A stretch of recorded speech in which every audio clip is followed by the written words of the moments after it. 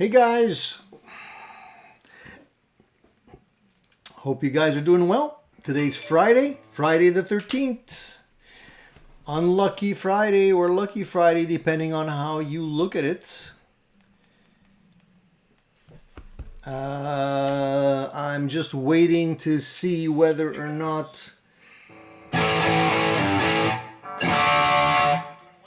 Hope the sound is good today, because last time wasn't that good. I had my echo cancellation on and it seemed to be messing with the sound a little bit. So I'm just trying to see whether or not I can hear the delayed video. Yeah, it sounds okay to me. Sounds okay to me. Hope you guys are doing well. Question of the day.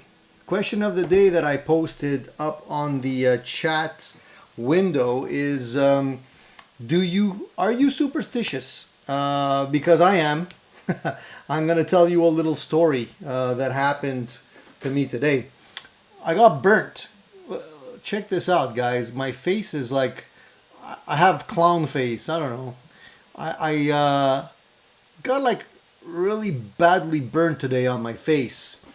And it's funny because I'm doing these treatments, right, for my skin. Because I have this skin condition called vitiligo, which basically gives you like patches of your skin that don't tan and you get kind of white patches. So I do these treatments and I do them regularly. And I've been doing these treatments now for a long time. And I usually go a few times a week. No problems. Today, Friday the 13th, I get burnt. It's like the dosage was too high or something.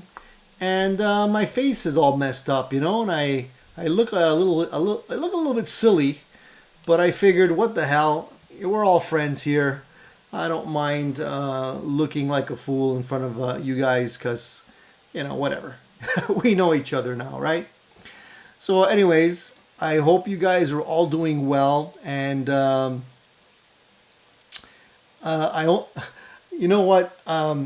A few of my friends have had things happen to them today as well, you know, on this subject of being superstitious. I don't know if it's just that we maybe pay more attention to these things when they happen on a day like today, but I know a friend of mine got a really nasty parking ticket, pretty expensive parking ticket, so that wasn't pleasant for her.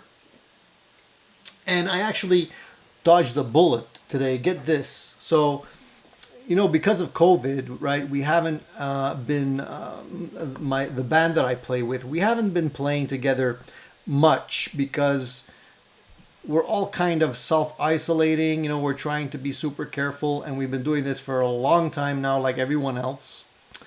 So about a week ago, an email was being circulated, and the guys were saying, like, you know, hey, maybe we should try and set up a jam session or something.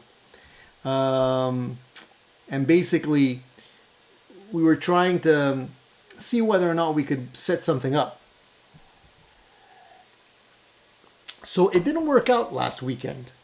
And so I circulated an email just today saying, guys, let's set something up for the weekend. You know, we've been very good.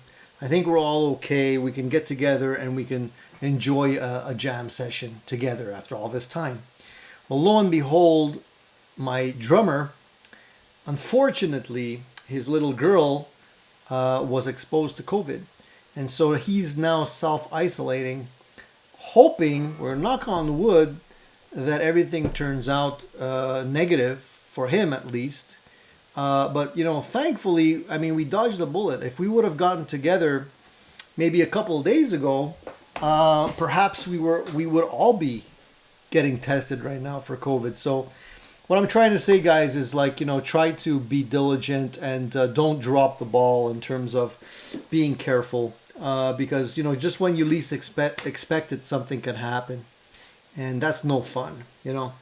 So anyways, that's my story for today. If you guys are superstitious or have had anything, you know, weird or spooky happen to you on Friday the 13th, pipe in. I know there's a few of you that are lurking there in the background, maybe a little bit shy to talk and say hello, but don't be shy. We're all friends here. So, Fat Philosopher, nice to see that you had an opportunity to sneak me in at work. I hope you don't get in trouble, man. I hope you don't get in trouble. Maybe if you're discreet with your headphones or whatever. Rich says he's only superstitious when he hears Stevie Wonder. Yeah, me too. Stevie Wonder or Stevie Ray Vaughan, right?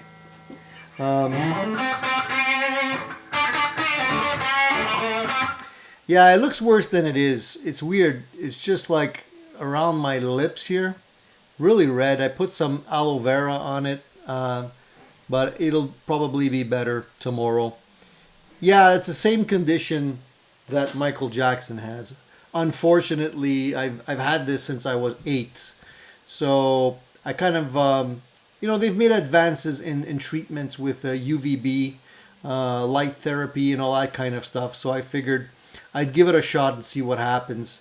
Worst comes to worst, I can at least have a nice tan this winter. I mean, who's getting burnt in, the middle of November, right? So some people have to pay for the tanning salons. I get it for free. Oh, man. Keith, nice to see you, man. Good thing you told us we would have blamed your camera. No, it's not the camera, man. It's my ugly mug.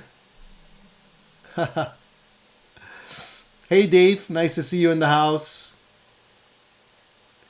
Dave is asking me, have you tried to use Jam Kazam? No, I haven't, but a lot of people have been telling me about this. I don't know how well it actually works. I should actually try it out. But it's really not the same as being in the room with the guys, I don't know if there's going to be a delay, and I'm not really sure how well it will work out. Especially for the drums. I mean, you have to basically mic up the drums somehow. I don't know. Keith says it doesn't look bad. Well, it feels bad. It's kind of raw. Anyways, whatever. It'll be gone in about a day or so. Fat Philosopher says he put a pre-order on Danish Pete's Purple Lefty Classic Vibe. Awesome. Are they still selling those? I thought that was only a short-lived run and they were going to be like out of them. I guess they're doing another run. How much are they selling them for? Just out of curiosity. I mean, shipping them from the UK to you in Japan, Fat Philosopher, how much is that going to cost you? But it looks nice. It's you've been talking about a purple guitar for such a long time now. I'm not surprised that you went for it.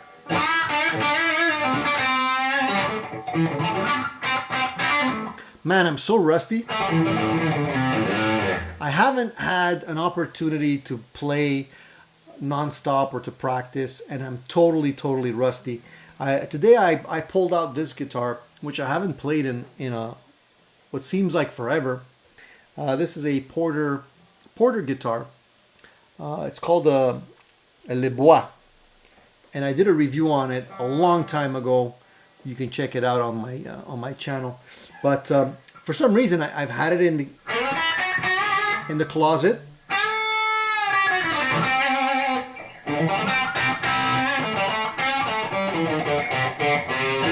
Then it's a great sounding guitar. Plays so good.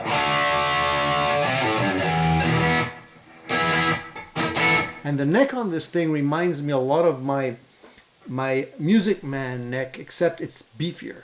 But it's like beautifully like raw wood, the way I like it. But it's really nice and round in the back, so it fits in your palm really nice. And the pickups.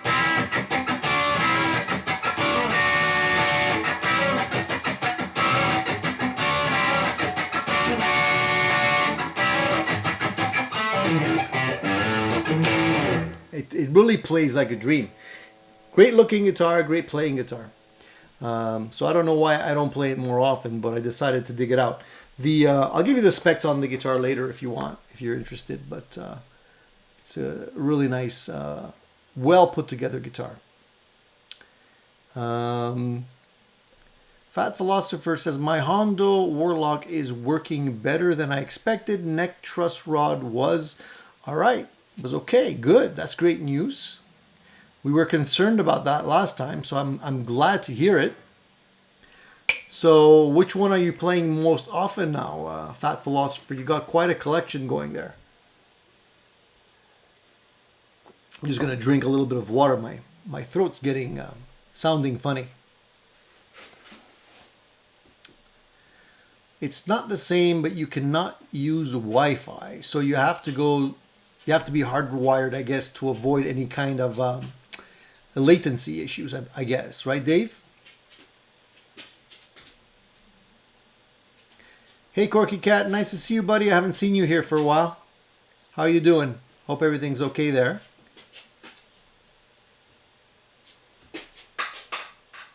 Could be a delay, maybe a chorus, definitely an overdrive.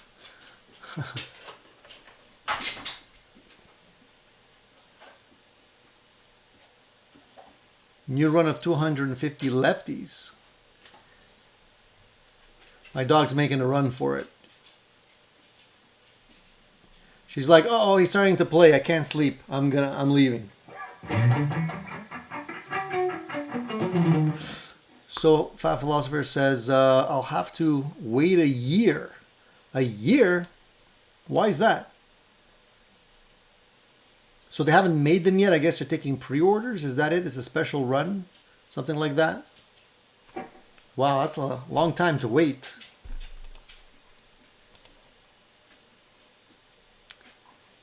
I was harassing Lee at Anderton's to do a lefty run, and then he did it. Hey, you. Troublemaker. What are you doing here? What do you want? I don't have anything for you. Go take a nap. Go.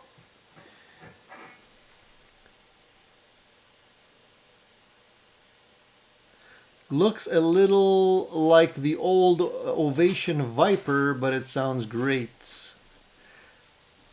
You know, there's a lot of influences whenever you have guitars these days. Everybody pulls influences from other guitars. So yeah, there's going to be a lot of similarities, I guess. I'm playing the LP because I will sell it soon. I just got the Warlock set up yesterday, so I played it last night. So let me ask you this. So are you guys kind of like, do you guys kind of like upgrade your guitars? So you buy something and then you buy something new and you sell the old one? Or do you kind of hang on to them for a while? The reason I ask that is because I kind of, as you can see, I kind of hang on to them, and eventually I kind of vet them out, you know. After a while that I've had an opportunity to play a bunch of guitars, I kind of, at a certain point, decide, okay, this guitar is definitely not getting played enough, so it's time to get rid of it and keep the others. But I don't know if you guys do the same type of thing.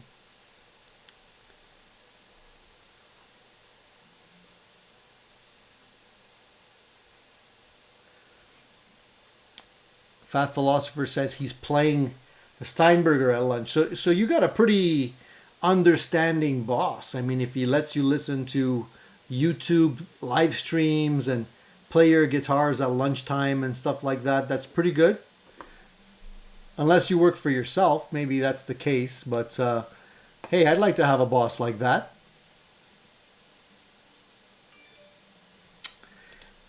Oh yeah, I remember, Corky Cat.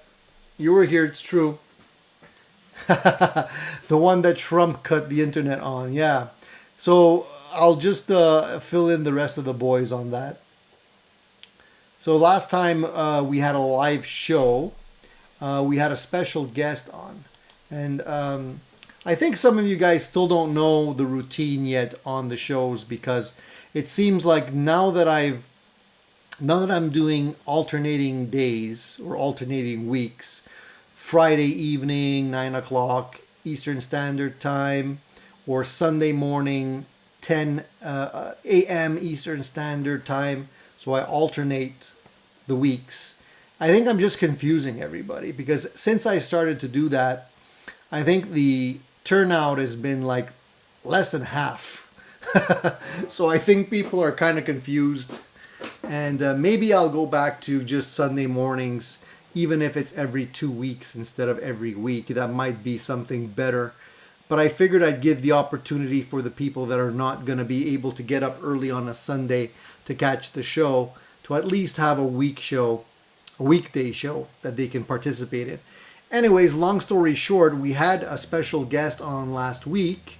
That was Chuck Wilson from Bootlegger Guitars. And Chuck's a really nice guy, by the way. If you guys don't already know who he is and what he does, he basically is the man behind the brand Bootlegger. And I'm sure you've probably seen the DeVille that I have right over here. And I also got a headless spade that I'm really enjoying actually playing. Anyway, so we were having a really nice conversation last week, and then all of a sudden, I don't know what happened, but we started to get glitches, and then it kind of just stopped. So I don't know exactly if the issue was on my end or on his end or what, but I noticed that oftentimes whenever we have two people on a stream, we have issues like that. It's happened before. So it could be the software. I might have to change software eventually and get something that works a little bit better. But I like the software that I'm using because it does have some nice functionality built into it. And it's quite easy to use, so we'll see. But long story short, I'm gonna post another video that I shot with Chuck when we had a conversation amongst ourselves. So it wasn't a live stream where people were commenting. And I'm gonna post that one probably like early next week. So for those of you who want to get the whole story behind Chuck's guitars and amplifiers and all that kind of stuff, you'll be able to hear that one. And that one, went smoothly. We didn't have any issues. So I figured I owe Chuck at least a nice clean video. And I'll definitely put that up for you guys if you're interested in checking it out. Just stay tuned. Next week, probably Monday or so, it should be up.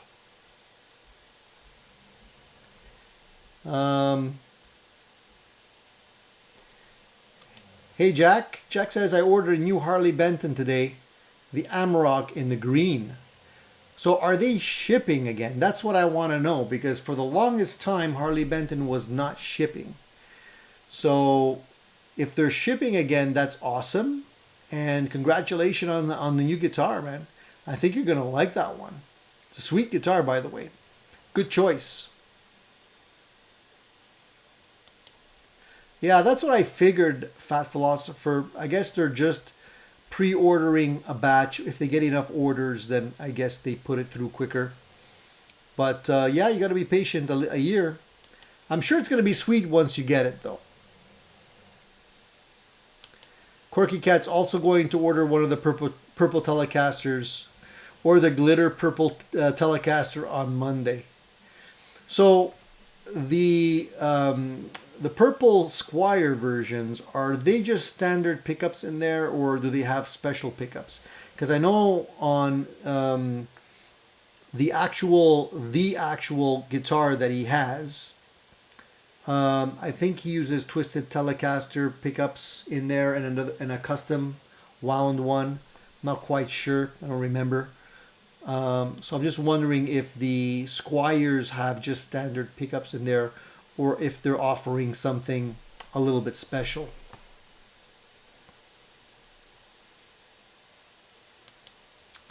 I have to sell to appease the wife. Well, I told you what to do, man. All you got to do is just buy all your guitars in the same color. That way, she'll lose track. She won't know if it's a new one or an old one. That's an old trick, but it works for me. Hey, Max. How are you, man? You hold on to it too, eh? You're like me. Yeah, it's just because often it's happened to me before that I consider selling a guitar and I come really close and then I get seller's remorse. It's happened a few times. It's a psychological thing. It's almost like, you put a guitar for sale, and as soon as somebody's interested in it or showing interest in it, you're kind of, you kind of like pull back because you're like, well, you know, if he's interested in it, maybe I should keep it after all. Maybe it's better than I thought. So I tend to hang on to them for a while till I'm really up against the wall.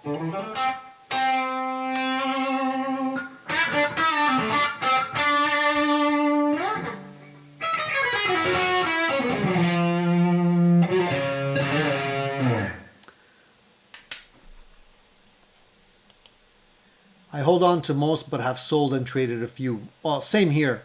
I'll usually get an itch eventually, and then think about which guitars I can actually sell to finance the purchase.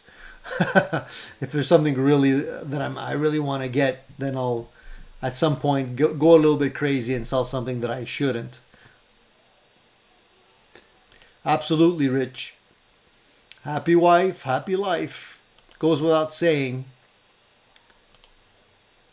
I prefer Friday. I'm a night owl. It's 4 a.m. here. Sundays are 5 p.m. for me. 4 a.m. Okay, so how come you're up at 4 a.m.?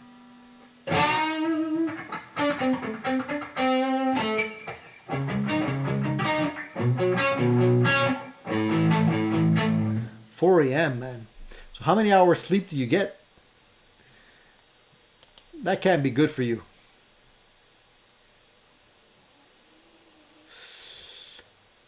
Well, dude, if you wanted to contact Chuck, last week he was offering a 20% discount. So if you definitely want to get that blue Super Strat, just contact him. Send him an email. Tell him you saw it on Addicted to Gear. You spoke to Tony, and I'm sure he'll still give you that 20% discount. Chuck's a good guy. He'll hook you up. It's definitely a sweet looking guitar. Take advantage of the discount.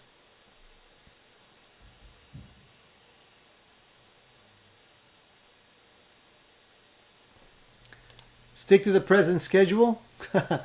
Yeah, it's just weird because it's a little bit difficult for me too, because usually Sunday morning's quiet. Like that's why I could play now. Because Sunday morning I can't really play the guitar this loud while people are sleeping. So that's the advantage of doing it on a Friday evening. But I mean, my wife's probably going to get... If we eventually go too long...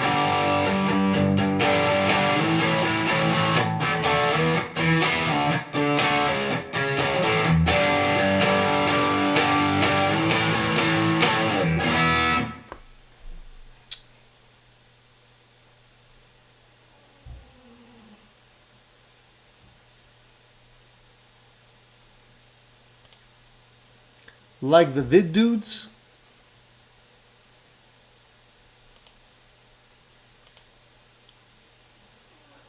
I found out today that the guy that I deal with when it comes to my cases, Hiscox cases, was a lead singer for Uriah Heep. Nice. And you didn't have a clue. So he must be able to give you a couple of pretty good juicy stories. They probably had their share of rock and roll times.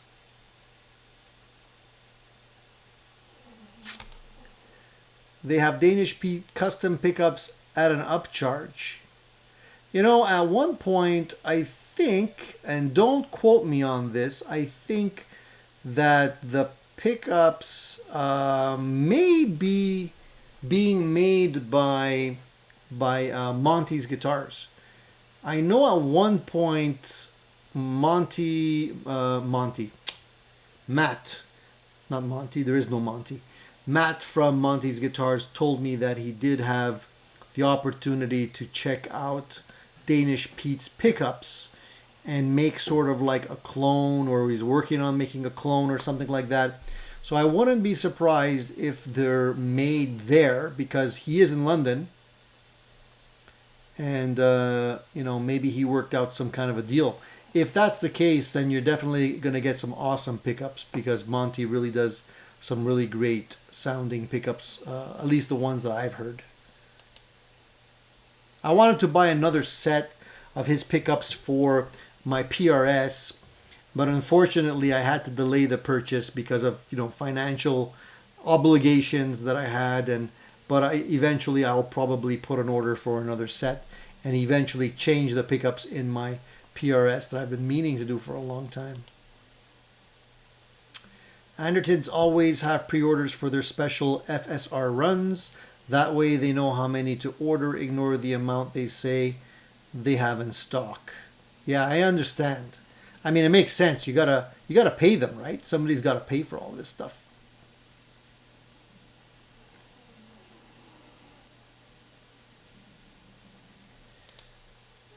They had a pickup maker that you could contact. It could be him. Check it out. I mean, I don't remember specifically, but I know Matt was like, you know, he knows the guys there and stuff. So I wouldn't be surprised if he might be involved somehow. You hate selling your gear. So you're a hoarder like me. That's why we're here, guys. We're all addicted, right?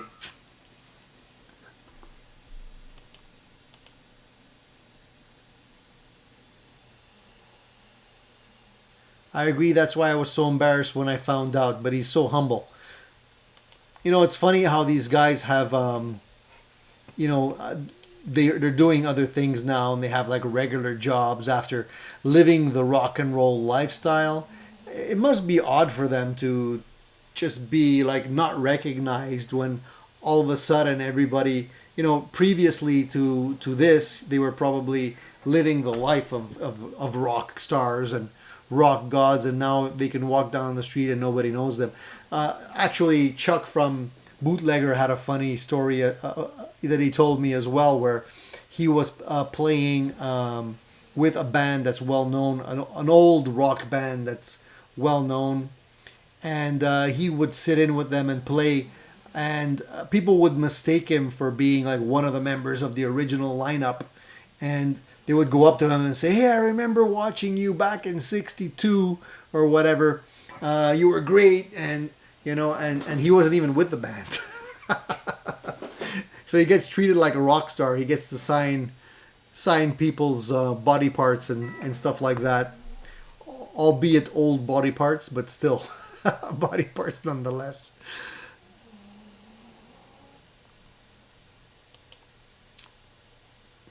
How much work, time, and money do the Harley Bees take for a good setup? Prices seem to be too good to be true.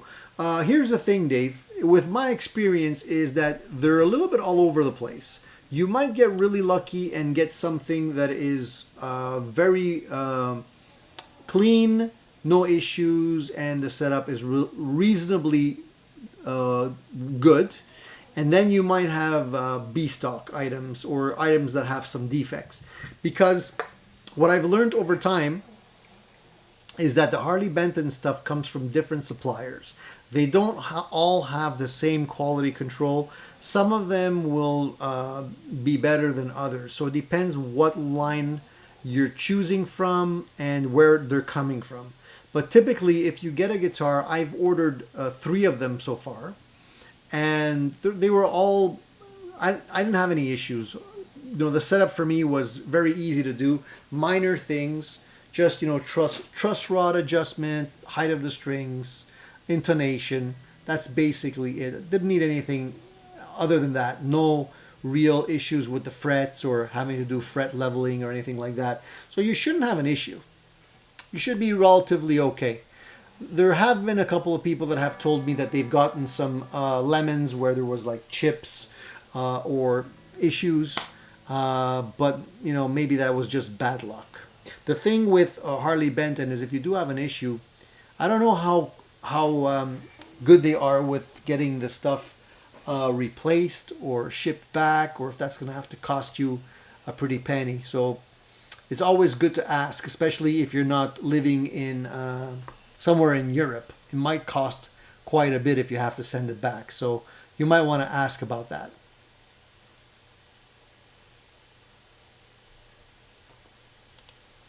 I wish I had all the guitars I had. Yeah, I know. Sometimes I think back to a couple of guitars that I know I shouldn't have sold, and that's what gives me the shell-shocked feeling. I often would consider selling a specific guitar, and then I'm like, oh man, I remember the last time I sold that guitar and I regretted it. So now I tend to hang on to stuff unless they're like more budget guitars that I know I can get back anytime. Like I won't hesitate selling a Squire or something like that because I know I can find them all day long on the used market. So it's not like they're going to be hard to get unless it's a limited run or something like that. So those are usually the first to go. But other than that, the other guitars that I have, I tend to hang on to them.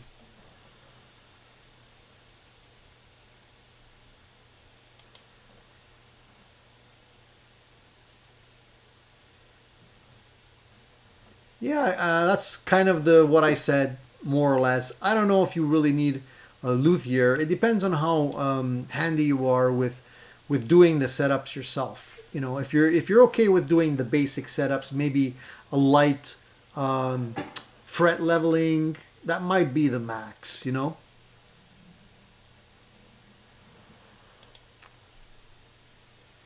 I'm up at 4 a.m. because I play at that time when all are asleep. So you play with what? You play with your headphones on or through some kind of multi-effects unit?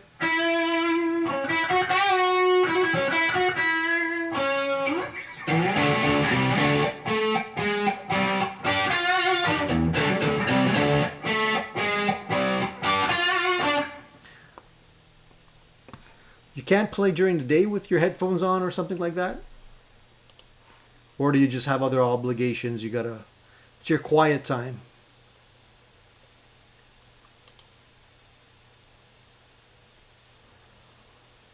Yeah, I wouldn't wait too long. If you really want to grab it, I wouldn't wait too long because then, he might be out of stock. I'm sure he doesn't have, unlimited supply. So don't wait too long. That's all I can say.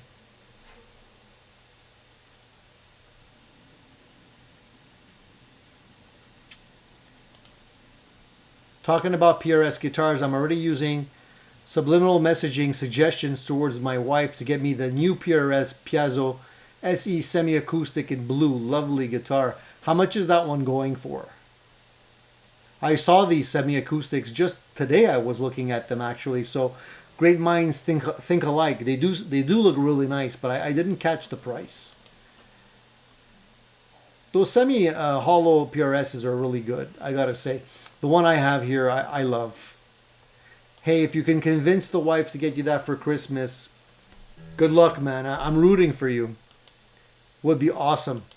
Hey, Ed. How you doing, my friend? What's up on your end? Any new acquisitions recently, Ed? I want to hear about your acquisition, guys. If there's anything that you're picking up, what is it, Black Friday or any kind of like deals going on. I'm not really buying anything at this point. There's a couple of things that I got recently that I'm enjoying, so I don't want to. I'm trying to ride that wave so I don't spend too much money right away. I'm actually enjoying a couple of pedals. I think I talked about them last time. I got the Demon Tube Screamer, which is basically a Tube Screamer clone. I got the TL Pedals Honker, which also is another Tube Screamer clone. And for the heck of it, I threw in the TO 800 here from Behringer because people were saying how close it actually sounds to the old 808s. So I figured, why not do a shootout between all three of them and see which one I like the best. Because I did have a couple of other ones that were inexpensive Tube Screamer type clones. So I figured, what the hell.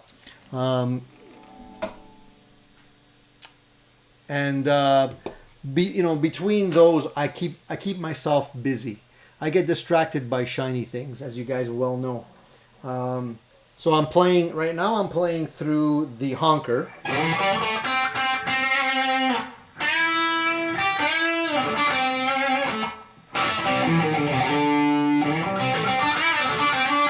I'll switch over to the the Demon.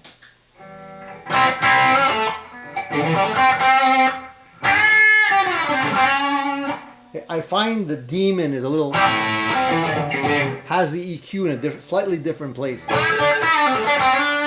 But the Demon also has a switch on it. So that is the 808, and this is the TS9.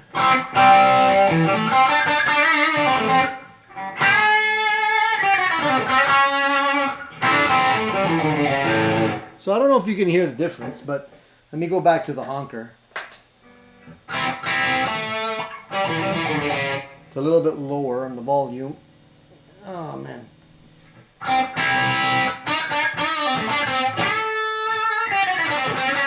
The honker really does sound great though, I have to say. It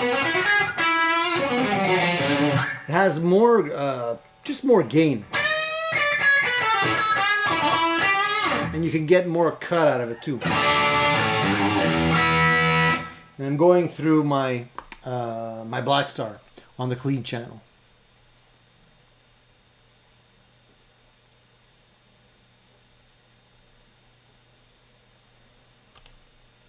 Former Deep Purple drummer teaches English in Japan, near where I live. Really? Wow. And why is he not giving drum lessons?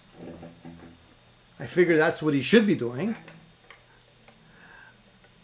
I mean, you're drummer Deep Purple. You probably would have students lined up around the block. My friend, the actual drummer that I play with, he used to be a fencing champion of Canada. And he actually fenced with Bruce Dickinson of Iron Maiden. And they actually had a fence off, or whatever you call that. And after the actual fencing, my friend had to drive him to the stadium because he was late for the concert. So he ended up driving him to the stadium, and he got tickets to the show. And you know, that must have been a thrill for him, where you know you're fencing with the singer of Iron Maiden, and then you drive him to the show. So he's an accomplished. He fences really well. He flies commercial airliners right now, if I'm not mistaken, and I think he's still part of Iron Maiden whenever they do any kind of a reunion show or something like that. So these guys all have sidelines now. Hey James, how are you doing? Thank you for joining us here today. Max says, when I order from Sweetwater, they come on point. Well, that's great. I guess probably because Sweetwater does some kind of quality control. They're QC. They probably check out the guitars and stuff before they ship them out. Have I checked out Vintage Guitar Brand LP Style? Have you checked out Vintage Guitar Brand LP Style? Yeah. I actually have a vintage guitar, but it's not a Les Paul one. It's a 335. But the Vintage Guitar Brand, I wouldn't be surprised if they're being made in the same place where the Harley Bentons are being made, because they look suspiciously close to the Harley Bentons. And I find that they're good guitars. I think that the price to quality ratio on those guitars is actually very good. I wouldn't hesitate picking one up if you're interested in getting one of those.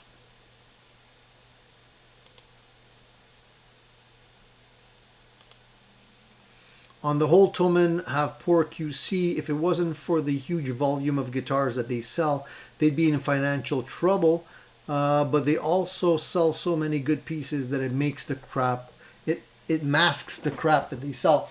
Well, look at it this way, Corky Cat. I think, like, you know, with the sheer volume that they're selling, and the fact that they're basically drop shipping, right?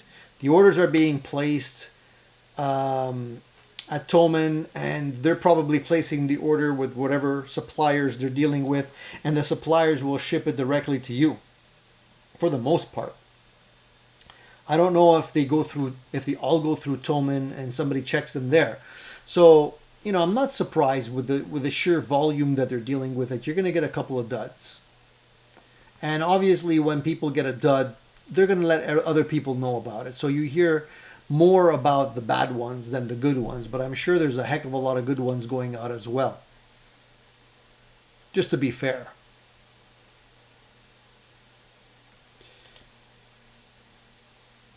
The British Electric Blue Show. Fender Guru. Nice to see you, man. All the way from New Zealand. Hey.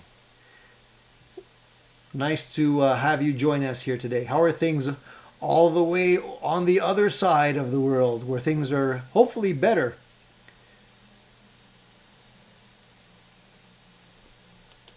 I wish I could shop from Sweetwater. They have great QC, etc., but it would cost too much to ship to Europe. But they do have some cool deals from time to time. Right now, I did see quite a few deals for Black Friday and all that kind of stuff. So definitely worthwhile picking those up if you can get one if they still have stock.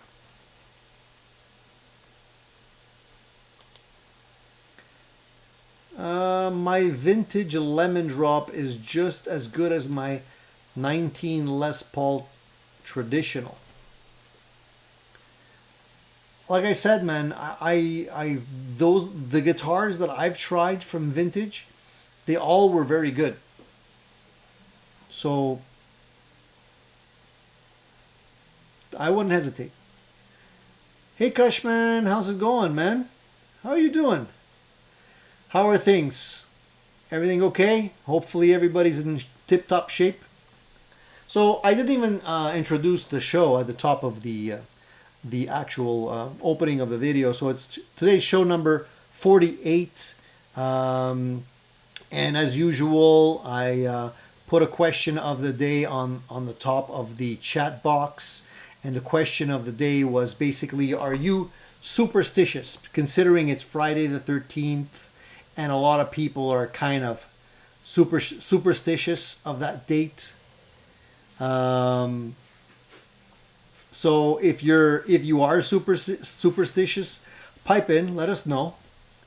If there's anything that happened to you specifically to make you become superstitious, maybe you weren't superstitious before, let us know. I'm just curious.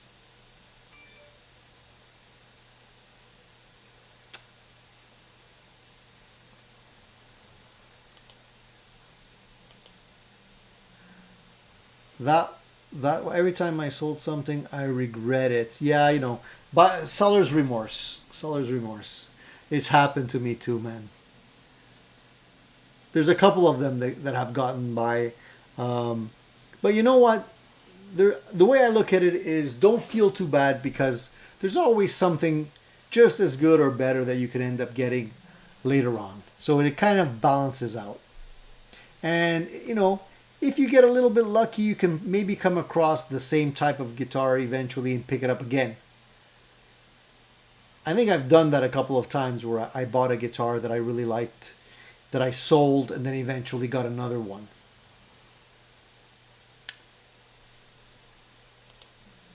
I'm stuck here in Europe, can't fly into the States yet.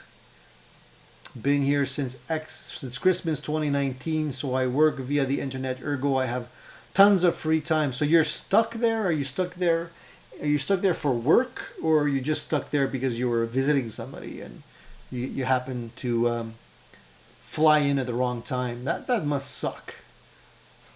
You know, we all thought this was going to be over and done with by now. We figured, okay, we'll suffer for a year, or you know, close to a year, but it's not even like getting close to being over with yet, even though they're talking about the vaccine and how Pfizer has this vaccine that's 90% effective. 90%, who knows, right? The only thing with that vaccine is that they're saying that it has to be stored at minus 80 degrees to be effective. And that's going to be a challenge. and then you have to have 2 shots. You have to have one, then you have to wait 3 weeks, then you have to have another one, then you have to wait, I think, another week or so. So the whole process of being vaccinated takes like a month, and you know, there's still a 10% chance that it doesn't work. So I don't know what's going to happen, but that's going to be interesting. Jack says, one thing about it, if I sell a guitar, I get the price I want, or they don't get it, because I really don't want to sell none of them. Yeah, I agree. You know, I think a lot of people on the used market automatically think you'll be able to take, they'll give you any offer and you'll take it, you know. And like, I don't use the strategy, maybe other people do, but I don't. When I sell something, I put the price that I want. I don't boost the price or inflate the price to negotiate, you know. So oftentimes I'll post something and somebody will ask me what my best price is, and I just answer, the price that's listed is the best price, you know. I'm not going to negotiate because that's the price. Some people don't like that. They automatically think they're not getting a good deal if you don't knock off some cash. So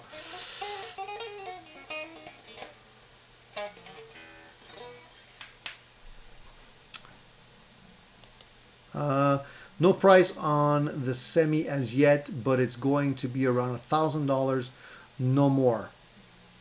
It's an SE. Yeah, but that's $1,000. That's US dollars. If I'm, correct me if I'm wrong, but you are in the US, right?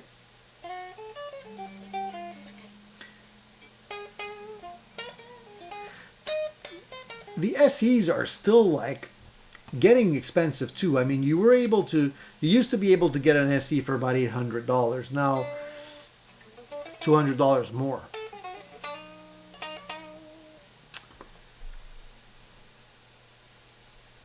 I'll probably wait till I can get one on the used market.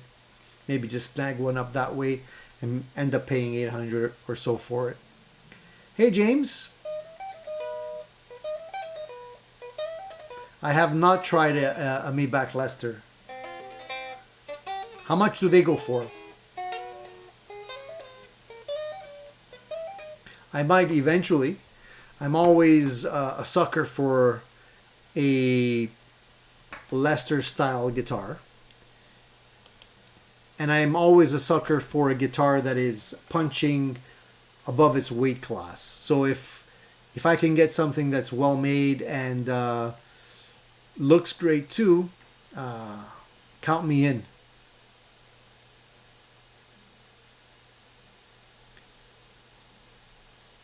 Is that something that you're considering right now, James?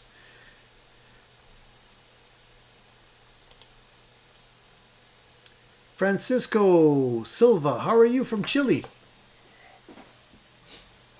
How are things in Chile, Francisco? Are they, is the COVID situation still crazy over there too? I remember when the stuff started and we were already kind of getting into it over here. And I remember a friend of mine who is Portuguese had gone down to Brazil, I think it was, and they were still partying in the streets when the stuff was starting to spread over here. So I thought to myself, oh boy, that can't be good. And then for a while it looked like they were in good shape, and then eventually they started dropping like flies too over there. So nobody's immune, it looks like. You know, at this point everybody's living the same nightmare.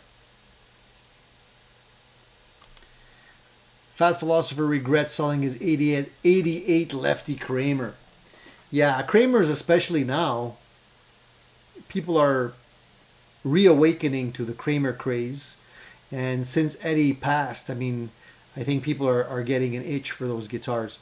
By the way, I'm gonna be getting another kit. I know you guys probably have seen the videos I made on the kit guitars that I picked up. There's a couple of them in the works, and I'm gonna probably be getting a Kramer Beretta style kit that I'm probably gonna paint with the red, white, and black stripes and do the whole Eddie thing on it, and just have it around here just to play around with. I've always kind of wanted one, not really to gig with or anything, but just to have, you know, as a memento of Eddie. So if I get that one in soon, I'll probably show you guys as well. And that'll be another project that I'll be working on during the winter. Man, I'm going to be busy this winter, let me tell you. Cushman says, I found a Japan-made Fender Telecaster and bought it. You did the right thing, man. Those Japanese Fenders are great. I have one, and I love it.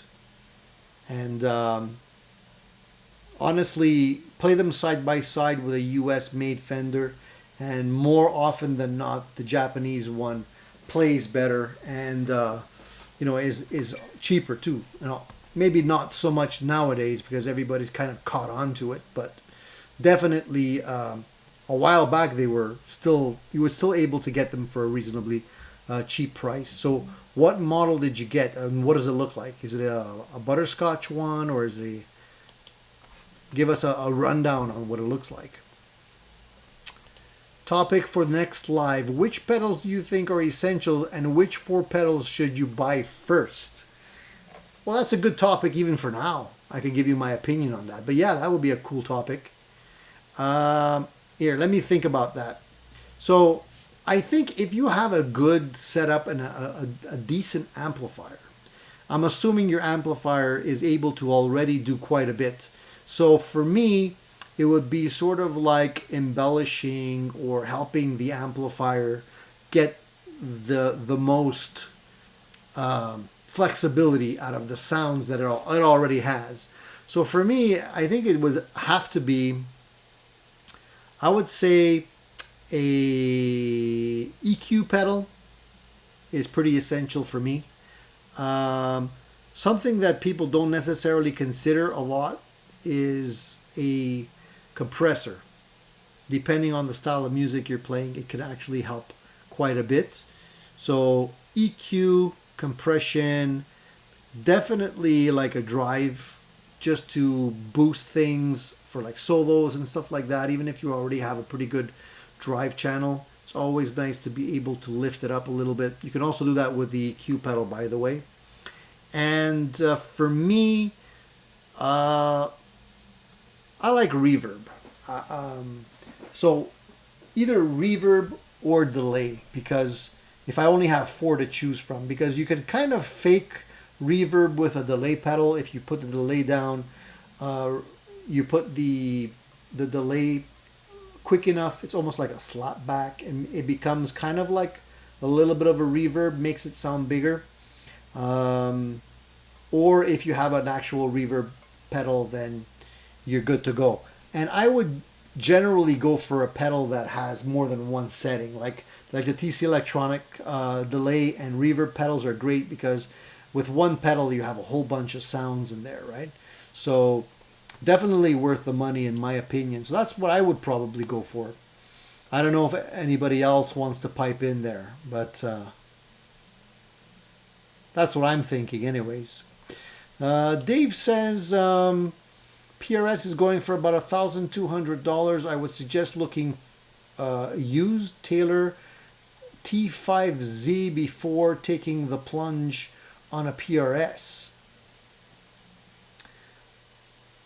I think a lot of people that are looking at PRS though do specifically want to get that PRS look, like they like the birds and they like the fancy paint jobs and all that stuff.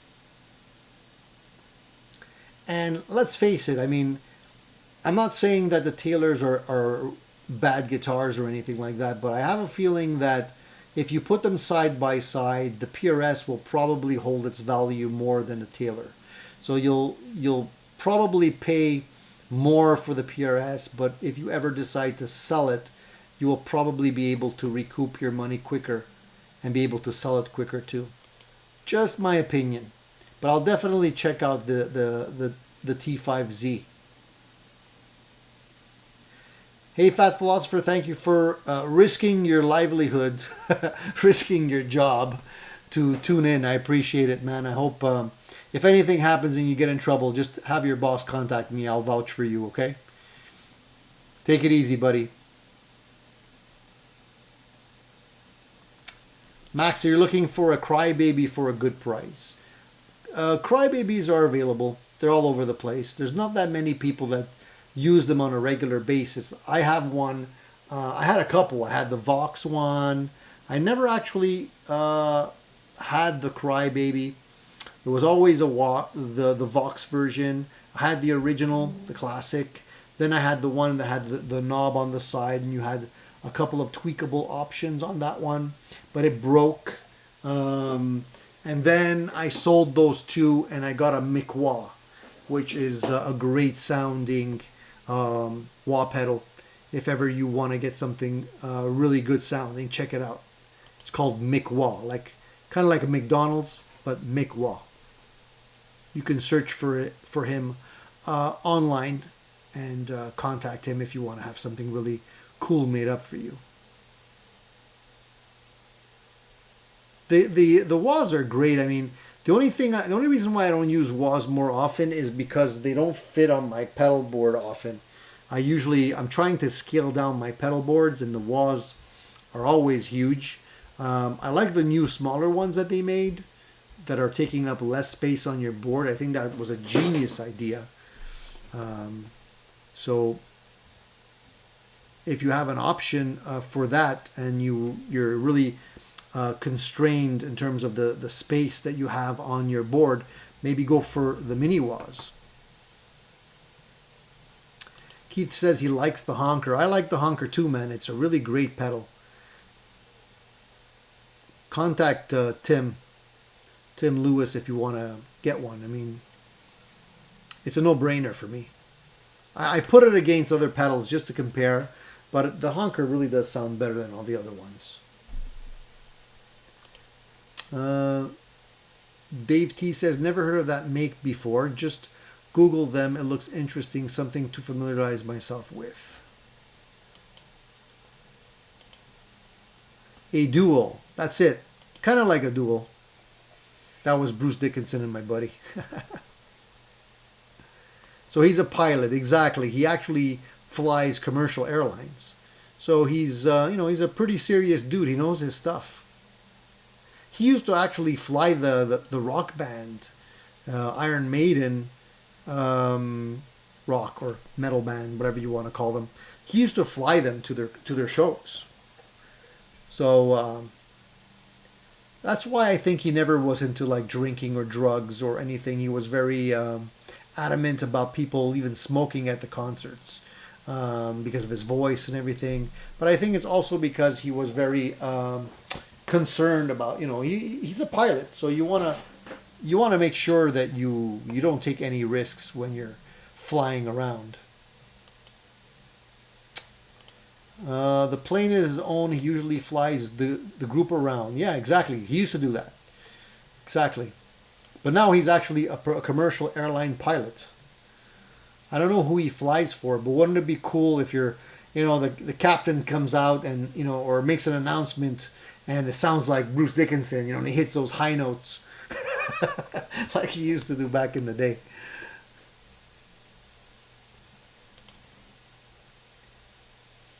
Devil Shoes, how are you?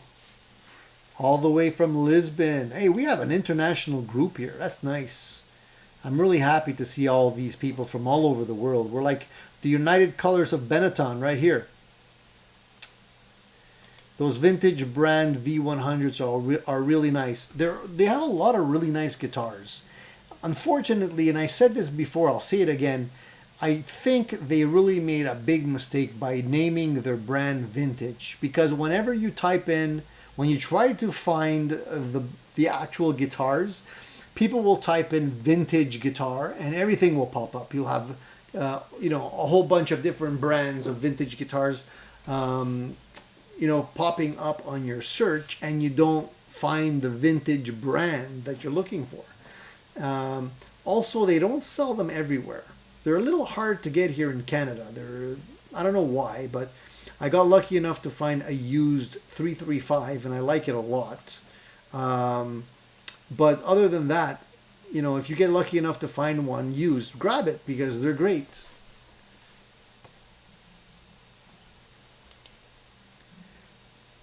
By the way, Tony, there's a Canadian company that does great kits. I saw a video the other day. Maybe you should check them out. Their LPs look great. Solo Music Gear. I know Solo Music. Yeah, they're in Ontario, I think, if I'm not mistaken. Yeah, they have some really nice kits as well. I'm kind of good in terms of kits right now. I have the kits that I need, and it's probably going to take me all winter to finish them. I already have a 335 started. I have a Les Paul kind of custom one that I have, and another Les Paul style guitar kit, and I'm probably going to get the Kramer one as well. So that's like 5 different kits to work on. So it'll take me a while.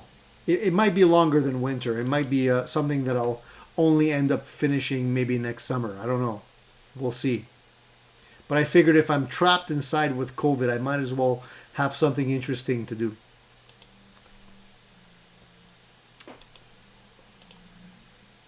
Last time I had gas for Bigsby Telecaster, decided to build one using a 1984 US Strat neck and a custom Telecaster body I had. Ordered a Bigsby B5 and the Telecaster bridge cut for Bigsby parts just arrived. So, you know, I love having the opportunity to build custom kits because not only is it a lot of fun, it allows you to learn a lot about what makes up a great guitar. Guitar finishing is the hardest part, is getting the finish to look pro. And if you don't have like a spray booth and specific equipment to be able to buff the body and stuff like that, you got to get pretty creative. It's doable, but it definitely takes a lot of patience and elbow grease. But at the end of the day, the thing that I like most about it is that if ever you have an issue with a guitar, you kind of know what to do. You know, even if you chip a guitar or there's a blemish or something, most of the time you could at least hide it. And you know, that goes a long way, I think. You shouldn't be afraid to learn. And I love doing that kind of stuff. So I think, Bruce, you're on the right track with that. Just make it your own, man. It's a lot of fun. It's going to be unique when you're done with it.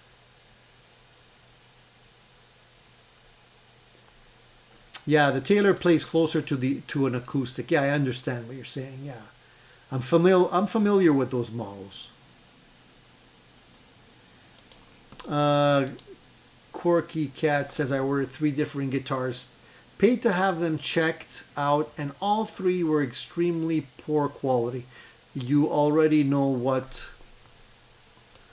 You already know that. Sorry, I'm just really pissed off with Toman. Well, look, dude, the best thing to do if you're pissed off is, you know, talk with your wallet, man. Just take your money elsewhere. There's a lot of great guitars available. And you don't have to buy them through Toman. I mean, you can throw a rock and hit 3 other guitar manufacturers that will, you know, build you a really good quality guitar and give you the attention you need, you know. Like I said, you know, check out Chuck. I mean, you know, he stands by his product, and I guarantee you if there should be an issue, he'll fix it. And you won't have to pay an arm and a leg. That's why I like to support people like Chuck, because they're small brands. I mean, they're struggling to even be seen in a sea of competition between the big boys. And, you know, nobody's going to give the small guy space in their store unless, you know, you can supply large quantities and have the shipments arrive quickly and all that kind of stuff. So, you know, I'm fighting for the little guy. You know, that's why I like Chuck's stuff, and I'll be actually doing another video on the Spade that I talked about last time he was on. So I'll be working on that. I'm having a hard time finding time to squeeze in videos, guys. I made a video today on the Flamma X100 multi-effects unit that I probably mentioned previously. It's a $159 multi-effects unit made by Flamma. the brand Flamma. So I've been meaning to make that video now for at least 3 weeks, probably a little bit more. I won't lie. And I actually managed to do something quick, but I think it gives people will give people the idea of exactly what you can get out of that unit. And at $159, it's a steal. So I've been playing around with multi-effects units for a while, and now I've had the opportunity to try 4 different ones. So there's the Flamma, which is for the price you can't go wrong. There's the NUX. This is the MG300, which the quality of the casing is a little bit inferior because it's plastic and you don't have a lot of ins and outs, but the sounds in this thing are really good, and it's not that expensive. So far I'm digging this one a lot. And then we have the other ones that I did reviews on also. So I have the Ampero, and I have 2 different ones. What's going on here? I got something stuck to the back of my Ampero here. So this is from Hotone, or Hot One. And so this is the full-size Ampero with all of the ins and outs. A great unit, metal chassis and everything. Really cool.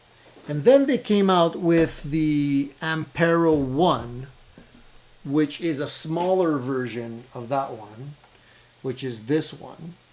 Also a really nice unit, smaller, more compact. Sounds identical to the other one.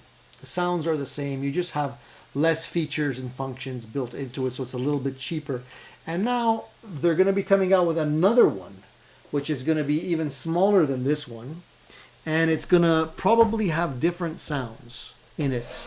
So I can't wait to try that one. But eventually what I'll probably do is do a best of, and maybe give you my opinion on which one I think is the best of the bunch, or what I like about each one of them. Because they all have positive and negatives. But I mean, it all depends what you're looking for. If you're looking something to gig with, if you're looking for something that just has great sounds, if you're looking for something that has good flexibility and allows you to use it in many different ways. You got so much choice today. It's incredible.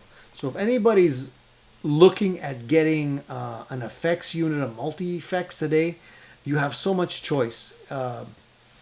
I've never seen them like so cheap, so inexpensive.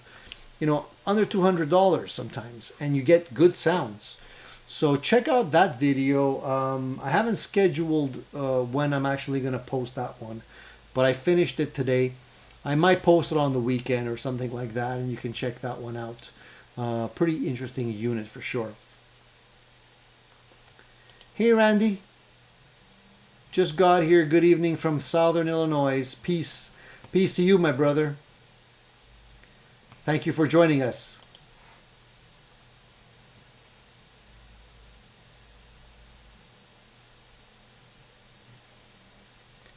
Dave says they look really beautifully made. There's a lot of great guitars out there, man. 25th anniversary of V100, super nice. They only made 100 worldwide. I wish there was more floating around on the used market. William says, love the movies. What movies are we talking about here, Dave? Oh, William. I think I missed something.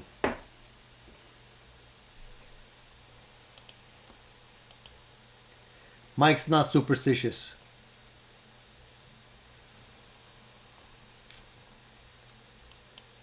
I don't know. Maybe it's my background, but I think, my upbringing. But I was always a little superstitious. Yeah, exactly. If it wasn't for bad luck, I wouldn't have any luck at all. That's true.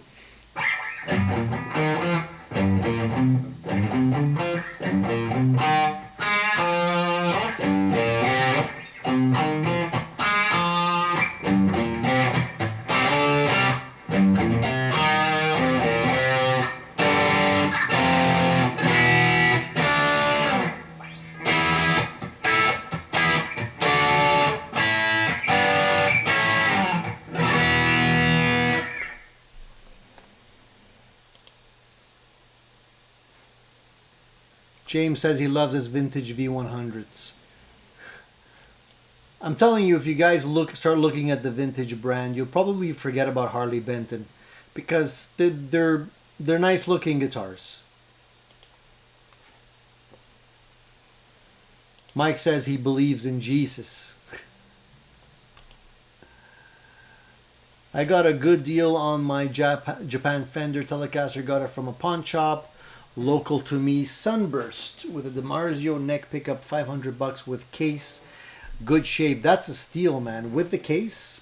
The case is like, you know, $100 minimum if it's a hard case. So that's a really good deal. And it's a Sunburst. I'm a sucker for Sunburst guitars. I just like Sunburst guitars. Hold on, let me take this down here. Let me just unplug this guitar. I'm gonna plug in my Strat for a second. Just give me a second here. I'm just gonna plug in the Strat because I want a bit of variety.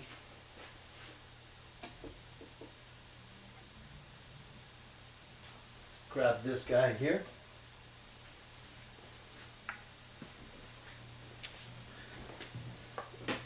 Let's plug in this guy. And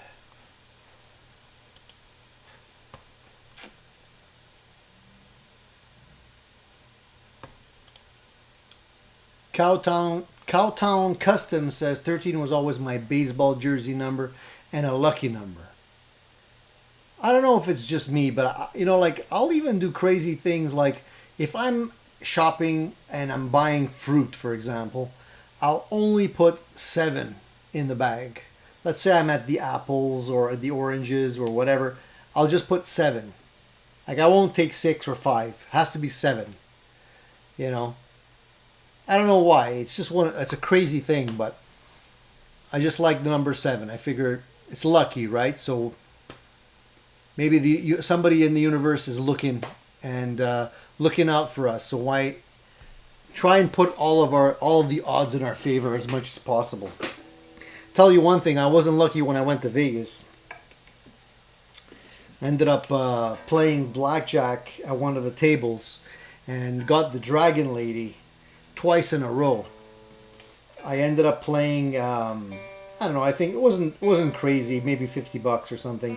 But she cleaned me out in about, no joke, less than 15 minutes. I was out of my $50. And then I went back a year or two later, or a couple of years later, ended up getting the same lady at the blackjack table again. And I was losing. And then I looked up and I recognized her. I'm like, no, man, that's the Dragon Lady. I took my chips and I left. My friends kept playing. And she cleaned them out again. So, but I think that's more a question of skill, not luck.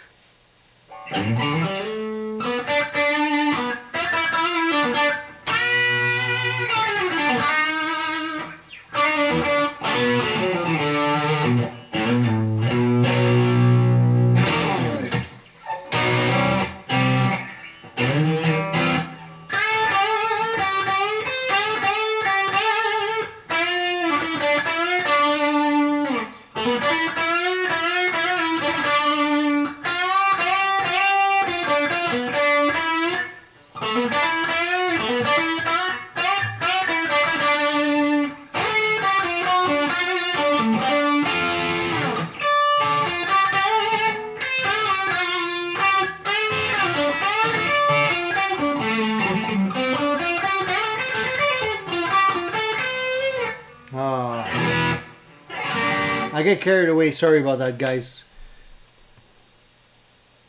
I really miss playing. You know, I haven't had an opportunity to play. Whenever I have a guitar in my hands, I'm either shooting a video or something, and just playing for the love of playing is kind of lately been very difficult. I got so many things going on at the same time. Corky Cat says, New York City jammy sod, that's English lingo. Use Google for translation. I came for Xmas holidays and the rest is history. Only good thing is that I'm escaping the beep beep beep farce that is the way that COVID is being handled in the US. Tell me about it. I'm lucky that I'm not in the US, but I mean, we obviously are neighbors, and I'm always looking, look, when I say looking, it's kind of like this, at what's going on in the States. If it's not the COVID fiasco, then it's the elections, it's the Trump thing, it's a little bit of everything. But hopefully things will get back on track in more ways than one, especially in the US. I'm hoping. I know I'm missing the travel. I definitely want to end up traveling soon and getting myself out of Canada and going somewhere else, anywhere else at this point. Hey there, Greenland. Wow. Every time I think of Greenland, I always think of a green field, like something just beautiful greenery, open spaces, fresh air.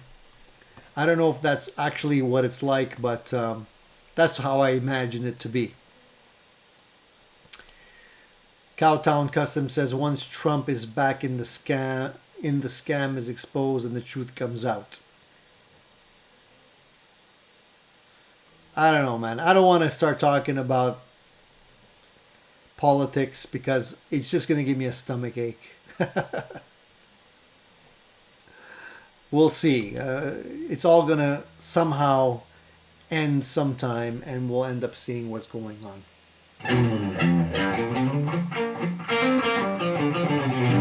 Yes, I do have a couple of Harley Benton guitars. I have the Fusion Strat, I have the Fusion Telecaster, and I have a P90 Les Paul style, which is just there. Gold top.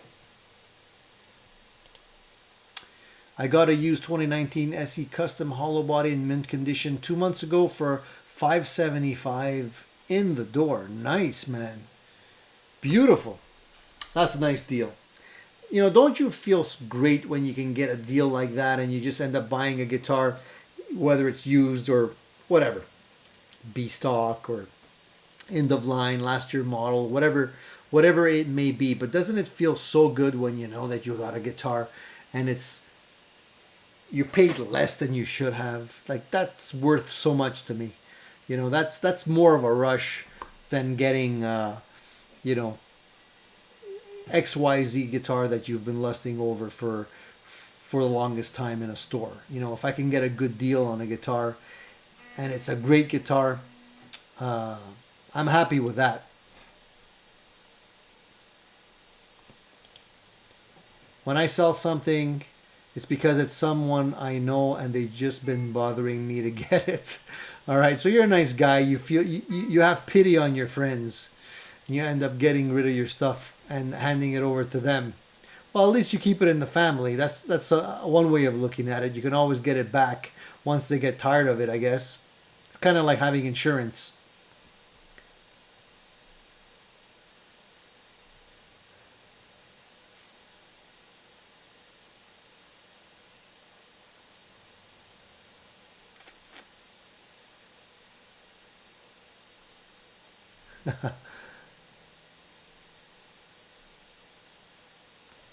Quirky Cat says that's the thing about pawn shops. If you keep looking, you eventually get some great deals.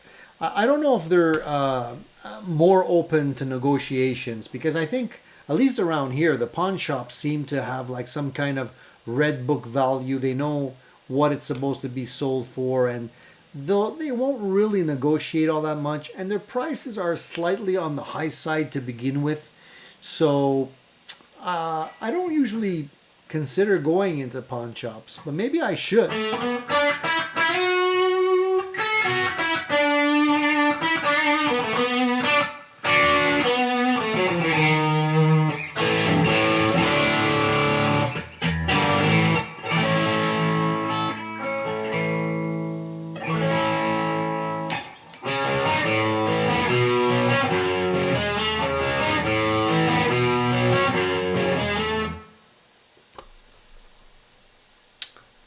sold a 65 335 in the 80s because I wasn't playing it enough. Oh my God. I'm like a Gibson 335, or was this some other brand? Because if it was a Gibson 335, that's the guitar that I'm looking for right now.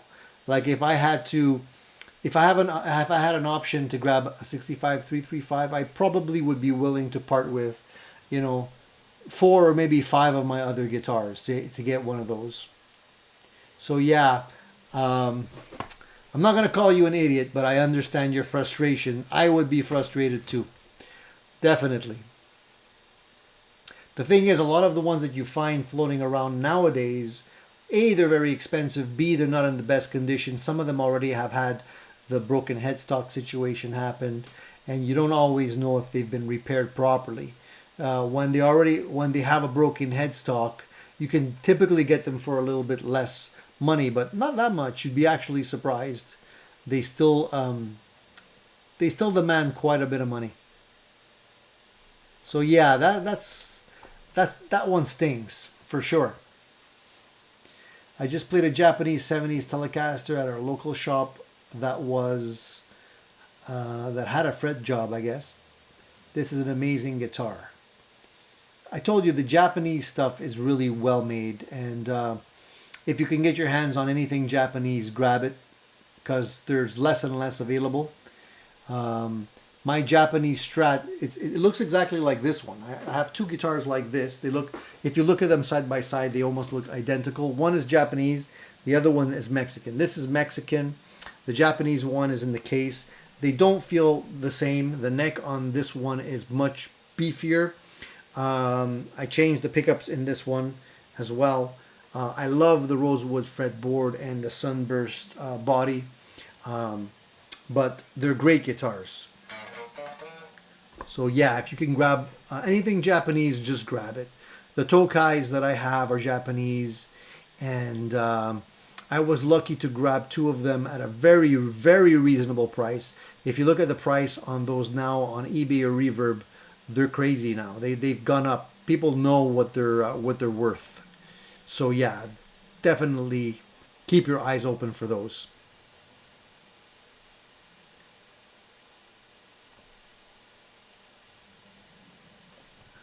So yeah, EQ, far too many people ignore them.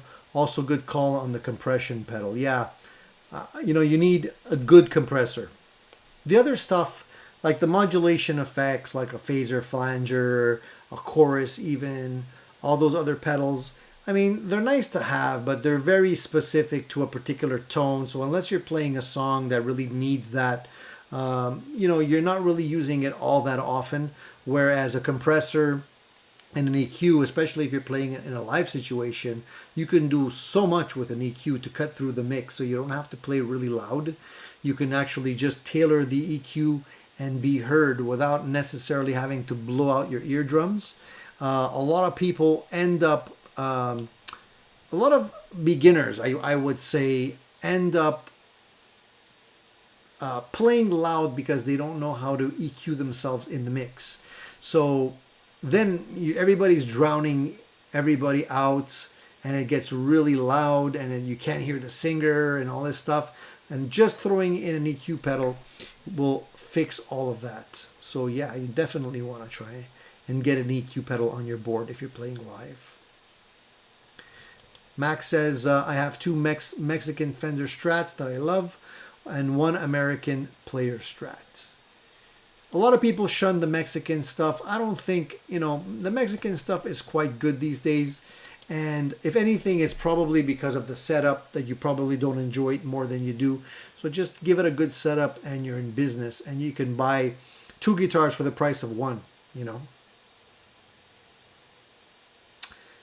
Bruce says, screw the pedals. You can get a relatively high-end multi-effects box for the same price as 2 boutique pedals. Even less today, Bruce. It's really amazing what you can get them for. But the thing is, with the multi-effects units, my experience has been that you kind of shift the problem. You have a lot of sounds available, but then, you have to try and reproduce the sounds that you're getting in your headphones or in your studio in a live situation. And that is not always that simple. then you definitely have to go the FR speaker route and tailor your sounds that way. But you can definitely do it. I would say the best compromise is kind of doing both. Trying to have a multi-effects unit on your board and have some pedals that maybe supplement the sound. So if there's, like for example, the one I just reviewed, the Flamma FX100 is overall a very good unit for only $159. The reverbs on it, I think, are the part of the sounds I like the least. But you know what? If you have a reverb pedal that you like, you can get some really good sounds out of that pedal. Go into a standalone reverb pedal and have the best of both worlds, and go into an FR speaker. You're in business, man. At only 150, 160 bucks. You can hardly buy a decent pedal for 160 bucks these days. So I kind of agree with you on that one. If you spend your time practicing instead of looking for pedals, you will sound a lot better than the pedals will make you sound. Absolutely, 110%. I keep on saying that, and for myself too. I mean, I spend most of my time putzing around with gear. If I'd spend half of that time practicing, I wouldn't need so much gear. So that's absolutely true. Sun YT, where are you located? Toronto. No, I'm actually not in Toronto. I'm in Montreal. But not too far. Is that Porter guitar secondhand? I'm asking because I just visited the site and their prices are quite expensive. It's actually not secondhand. That one, it's the custom, the Porter Les Bois custom. I believe, I don't even know if they still sell that particular version. I know they have a couple of other ones. That one, I think, is the one that's here is about $2,500. But it's a really well put together guitar. Definitely sounds great, plays great. The pickups on it are amazing. Ash top, 22 frets. The has that H90 pickup in the neck position, which is about 5K, and it's got the WRH humbucker in the bridge position, which is an Alnico 5, and it's a little bit hotter, about 8.5 or 9K, but it plays like butter. All of the components on there are really good. Hip shot tuners that are locking, really nice quality bridge, and great guitar all around. But they're not giving them away, for sure. Dave T. Tone, thank you again for your video on the Ampero. I sold my amp and may not replace it, but instead go down the FR path. I think it's a great value compared to the Kemper. Well, I mean, they're different beasts. The Kemper definitely is designed to do different things and is not a bad unit at all. But again, you have a lot more choice these days at a lot less of a price point. So, the Ampero is only about $500 or so. A lot less expensive than the Kemper. And you can do quite a bit with it. So, definitely an option. And I'm glad I could help you, by the way. Get yourself a good FR speaker and program your sounds directly with the speaker. Don't use headphones, so that you can get the bass balance and the treble mixed properly, and you're going to be in business. No matter where you go after that, it's going to be a piece of cake. Hey Nico, nice to see you, man. North Carolina. I got some relatives in North Carolina.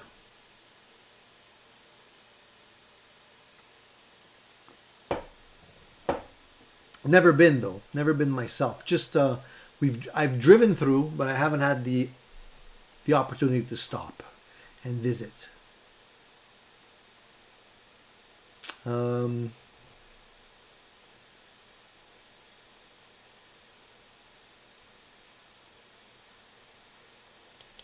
Where are you? I'm or I think you're referring to Corky Cat.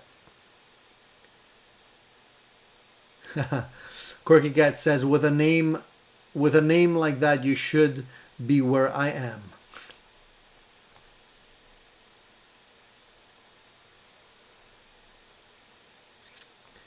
Cushman says, my new favorite guitar is my Sunburst Pawn Shop Telecaster. Great price, $500. Yeah, absolutely, man. If ever you want to sell that guitar, let me know. I love Telecasters. I'm definitely more of a Telecaster guy than anything else these days. But I think you also need a Strat. You also need a 335. You know, we have our moments, right? Can the Ampero also be used as an audio interface? Yes, it can. Nowadays, they all can. I mean, all of the ones I showed you here today, they all can be used as an interface. They all have their own software, so you don't have to play with the knobs and the buttons on the small screen. You can actually do that on the screen of your computer system. They all take IRs, so if you have impulse responses you want to use, you can do that with them. They have built-in loopers. They have built-in drum machines. They're really incredible little devices, and I think we're going to see more and more of them. For looping on the Ampero, the addition of the foot switch for $24 is a must. Yeah, that's the only thing with the Ampero. If you want to play around with looping, what I did is I had this here lying around. This was from another pedal. It's basically a foot switch, an A/B switch, and you have the opportunity to select open or close latch in the back. And it's like a brick, man. You can throw this at somebody and knock them out. It's really heavy duty. So I use this. I just put that with the Ampero and I'm in business. For the days that I don't feel like carrying all my pedals, I'll put my FR speaker in a bag. I'll take my multi-effects unit and good to go. The only thing is that whenever you start jumping down the rabbit hole and playing around with multi-effects units, you have to be aware that you're going to be spending a lot of time messing around with the sounds, especially if you're so like anal like I am.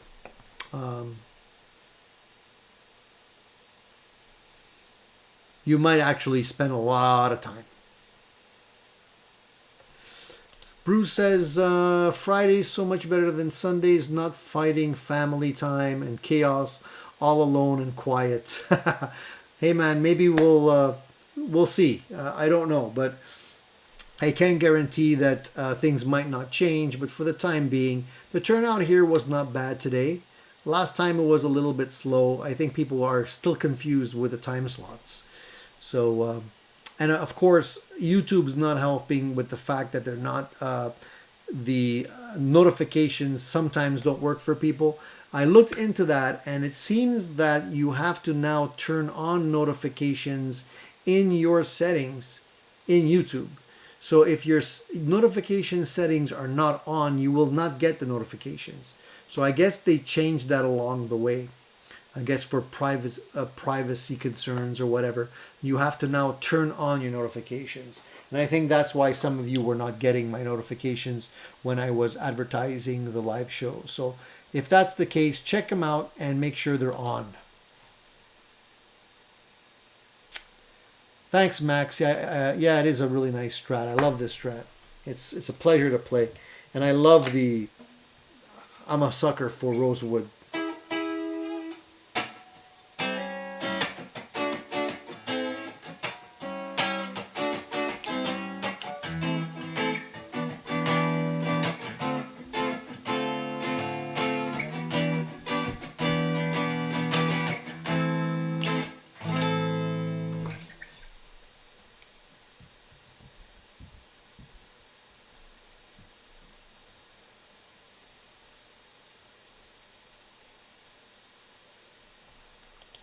I used to buy in pawn shops and get super great deals all the time 40 years ago. Since internet, all of the deals disappeared. Pawn shops just sell on eBay and Reverb now. I agree.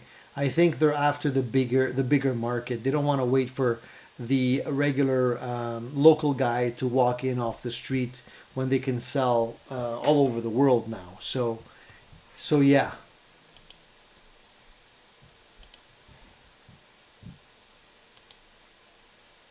Will it work for donuts? Will work for donuts 247. How are you? I'd work for donuts too, by the way.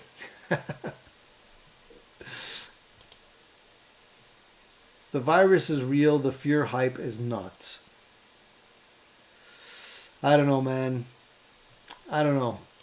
I just want to do the right thing, and I don't want to put anybody at risk. And it's not just me. It's also, my family, the older generation, and friends and their families. I don't want to take any chances. I'm okay with hanging in there and isolating a little longer. I'm okay with that as long as we get out of it okay.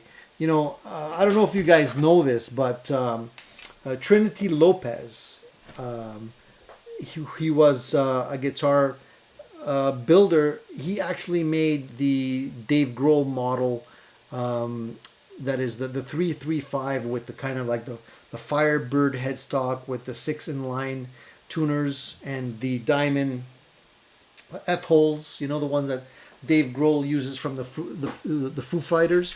Well, basically, he died. He died not long ago due to COVID. He was 83, but still, I mean, it's a shame, right? Another person that was taken down by this disease. Well, this virus. So, I mean, people are dying from this stuff. Even though maybe it doesn't seem like there's a lot of people that are dying from it because we don't know that many in our immediate circle, which is a great thing. But, count the numbers, man. They're there.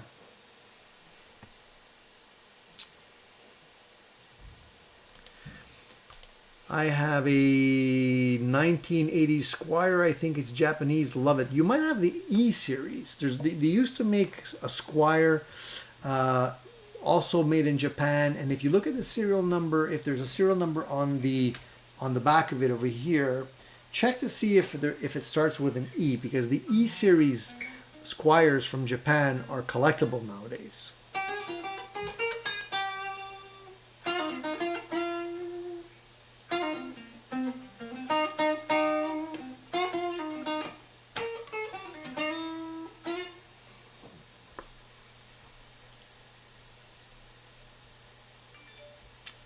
Ed B's in the house too. Hey Ed, how's it going, man?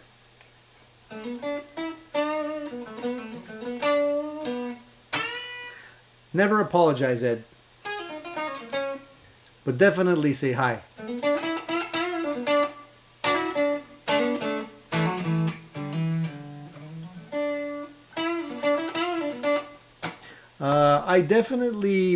I think I usually prefer rosewood. At least more of my guitars have rosewood fretboards. I do like maple on some. After a while, you want to have a bit of more variety. But if I count, what I have here, there's basically two guitars that have, there's only two guitars in the room right now that have a maple fretboard. Everything else, there's 1, 2, 3, 4, 5, 6, 7, 8, 9 other guitars with rosewood. So I specifically like rosewood, and I think I like rosewood more now that they are less and less people are using rosewood. So I'm happy to have the rosewood fretboards because they're harder to get. Everybody's using laurel or some other kind of baked maple or other types of woods that look like rosewood, but they're not rosewood. So I'm going to hang on to the ones that I know have the rosewood boards because they're rare now.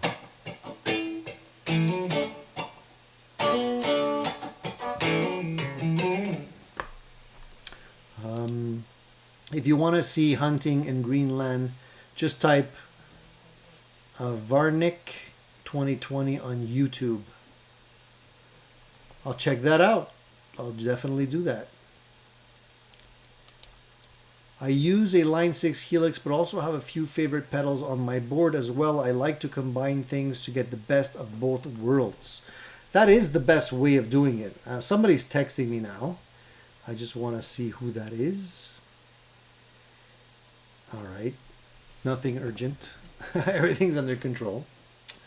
Yeah, as I mentioned just a couple minutes ago, that's precisely what I think would be the best combo. Just go with a multi-effects unit with cab simulations and a couple of very carefully selected pedals and you're in business.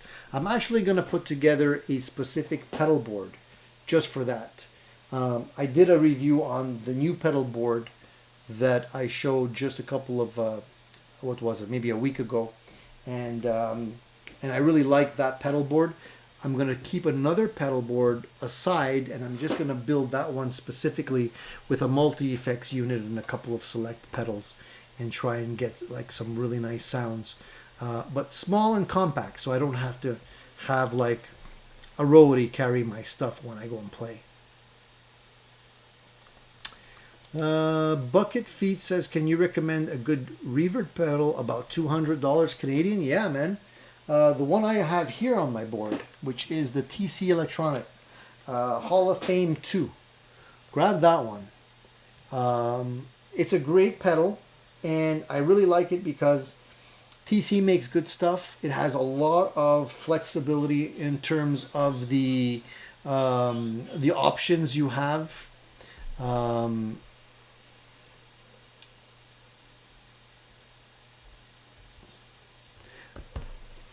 The options that you have on it, and you have the tone print function, so you can actually customize your sounds and download tone prints, you know.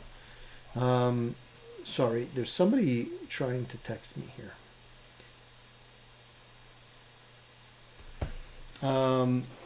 So that one is, I'd say you can get those used for about anywhere between $150 and $180. I don't really know what they're going for brand new, but they're probably not more than $200. So I would go for that.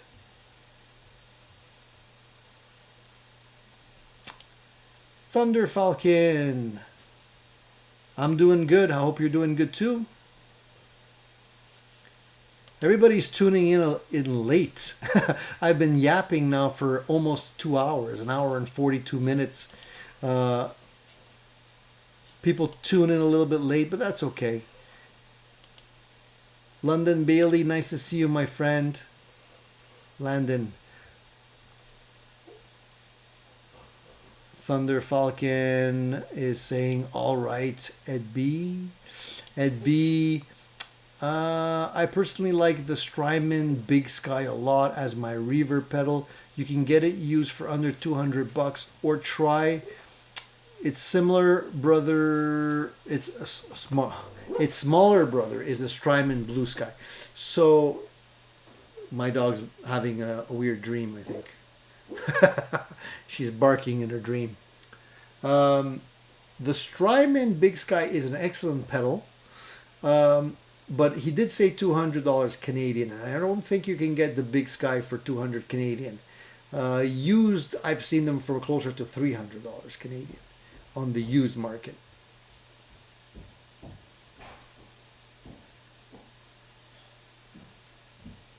But if you can grab one for that price, that's great. If you can find one.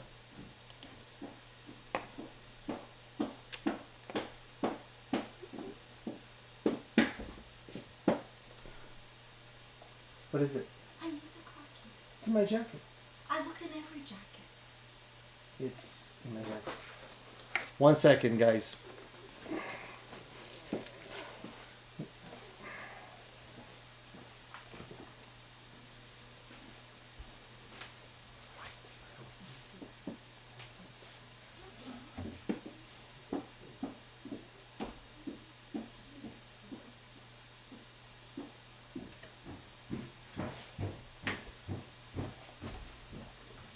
Sorry guys, I had to take care of a little emergency there.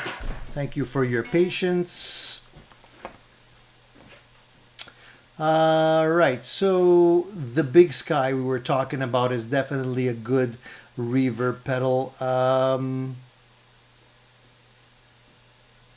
If you can grab it.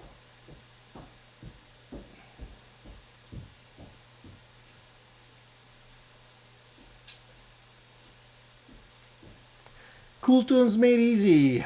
Late. It's okay, man. Not a problem. You made it, and that's what counts. So I'm gonna just jump down to some of the last questions here. I thought the Big Sky was pretty expensive. Didn't know there was a smaller version. I think a lot of the big names now are starting to come out with more affordable pedals because they know that some people just can't afford to spend $300 on one specific pedal. But there are some really nice pedals coming out that are doing a great job. Actually, I have one here. I'm going to be talking about this in an upcoming video. Also from the brand Flamma. This is the Flamma FS30, which is a delay pedal. And it definitely has some really nice sounds in this unit. And a very interesting pedal that doesn't have typical delay sounds in it. So that's another option for you guys as well. Maybe you should check those out.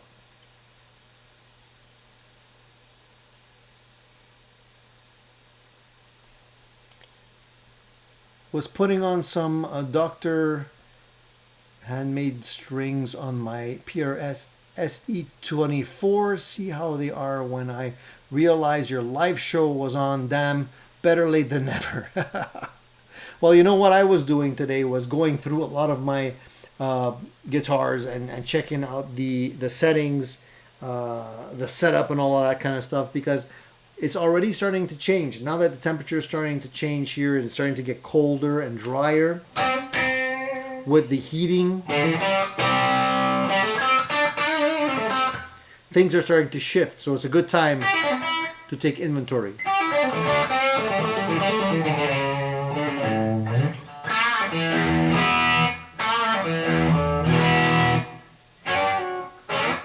So, having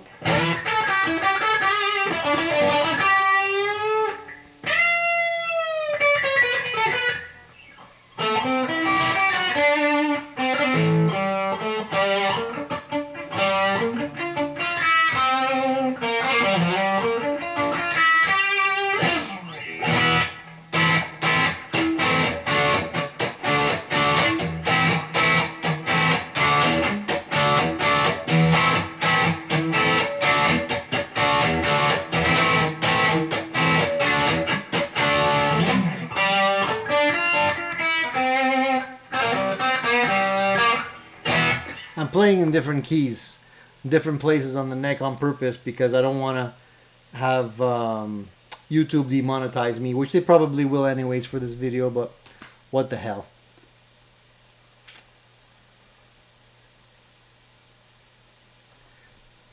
By the way, GHS Pedals did a video and he said that the Amazon pedals are okay for beginners or kids with less cash. They are made by Nuex. Yeah, a lot of people have told me that they're actually made by Nuex. So, and some of them might sound pretty decent for, for what they are, if you don't need anything that's going to last forever. But if you want to get something good that's going to not let you down when you need it most, then you might want to spend a little bit extra. But it's a good way for beginners to get into the pedal world and see what they like.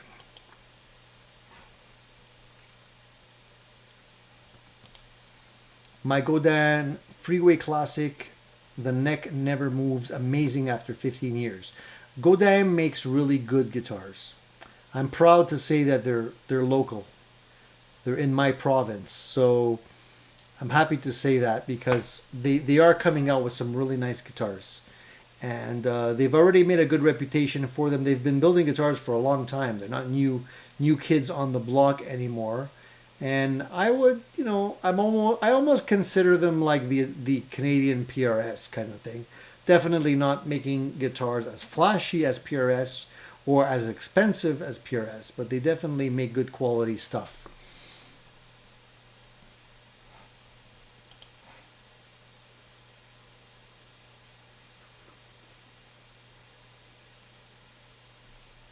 All right, guys, so I don't know, we've been talking for almost 2 hours now. Is there anything else that I left out? I did want to talk a little bit about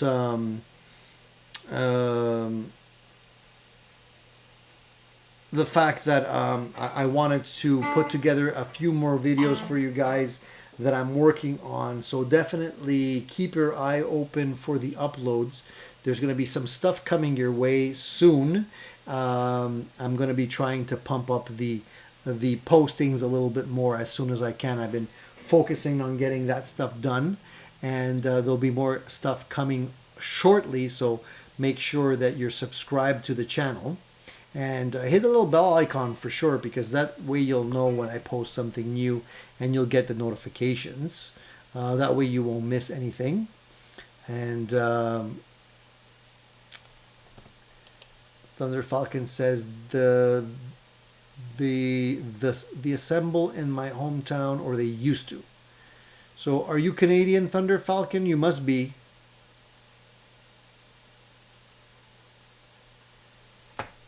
Obviously you are, because they're in Quebec.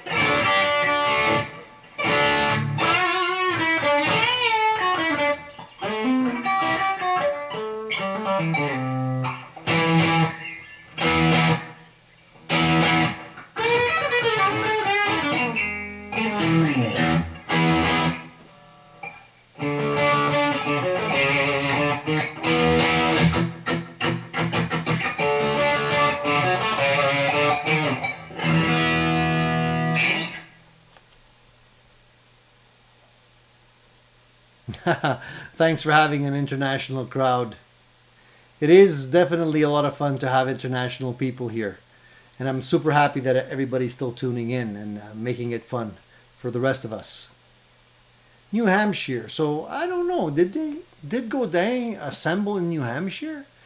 Maybe they did. I thought they were totally made in Quebec these days. But maybe early on they were outsourcing some of the labor.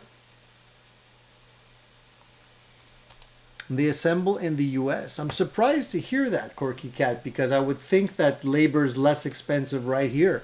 I mean, Canadian dollars are worth less than US dollars, so I'm interesting. I don't know why they would be doing that. I'll take your word for it, though. Godin parts are made in Quebec but assembled in the US. That's interesting that you guys are all saying that. I'm going to have to do my homework. I know somebody who works for Godin, and maybe I can ask him exactly what the situation is, because that seems odd that they would use American labor, which is generally more expensive. But maybe they have other reasons for doing that. I am tired, man. I'm tired and I'm burnt. My face is red. It's been a long day. Very long day. I'm not used to doing this on the weekdays, and I've been talking for almost 2 hours now, so we're gonna pretty much wrap it up now so I can get my beauty sleep, because look at me, man, I need it.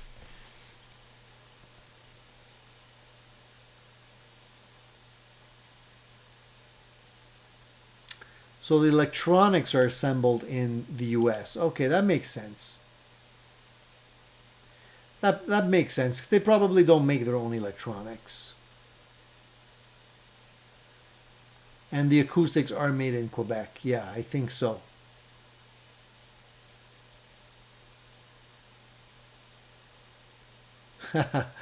Get him on the stream. Yeah, well, he has his own channel, actually.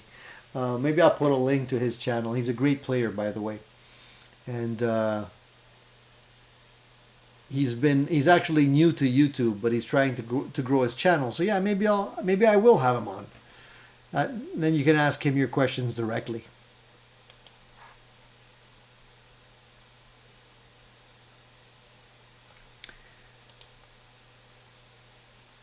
Cowtown Customs is in Ohio, and he says it's cold there. Yeah, I mean, you're talking to the right guy about cold temperatures. Yeah, we're gonna start getting a drop in temperature any day now.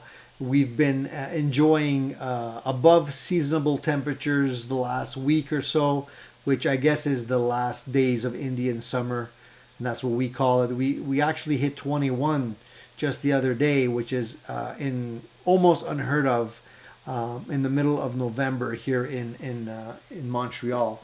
Usually we're already wearing jackets and everything, so I gotta hurry up and put my winter tires on because it won't be long before we get hit with snow, and I want to be ready for that.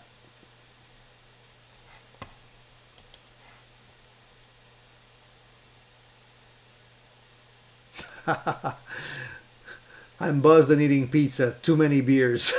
Maybe that's what I should be doing on the next show is get some beer and pizza, and we can have like a pizza and beer party while we're doing the live stream. Hey, my friend. Thank you for joining us. You're catching the tail end of the show. I'm about to wrap it up. But if anybody has any last-ditch questions for me, ask them now before I end up saying goodbye, and we'll meet again not this Sunday, but the Sunday following, 10 a.m. Eastern Standard Time. Simon and Patrick's are also made in Quebec, and they are, yeah, exactly. They're also, Simon and Patrick, I guess, are kind of like a subsidiary of Godin, which are also decent guitars as well. Steve Stevens has a great Godin signature model. Yeah, he does. It's the one with the EQ on it, and it's like an electric acoustic guitar. I think it has piezo pickups under the bridge, and he plays that in the shows when he does his little flamenco style solo. Very nice looking guitar. A lot of people have Godins. I don't, unfortunately, and I should. I should support my local manufacturers. 23 in Toronto, you're lucky. I don't know how long it's gonna last. I've already heard stories of snowstorms in places like Alberta and other places in Canada, so it won't be long. We have Canada geese that fly overhead here where I live. And this morning, I thought it sounded like, bombers coming in. They were all like honking as they're flying over, and there was hundreds of them. So I think they all got the memo now. It's time to get the hell out of here and head south.